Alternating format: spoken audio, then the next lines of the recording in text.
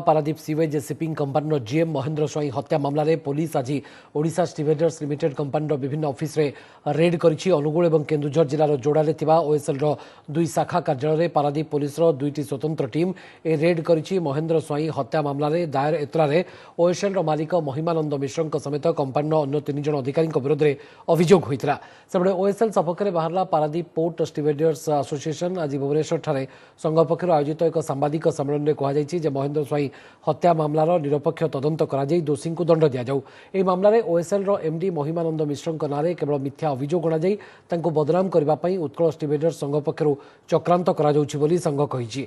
ए संपर्क में उत्कल स्टीवेडर्स संघर कौन प्रतिक्रिया किंतु मिल पारे नाही। आम पारादीप पोर्ट स्टीवेडर्स एसोसिएशन किंबा ताकर कोनोसी मेंबर इंक्लूडिंग ओएसएल आधार कोनोसी प्रकार इन्वॉल्वमेंट नाही। आउ पुलिस जो प्रकार इन्वेस्टिगेट करूछन आमे फुली कोऑपरेट करूचे।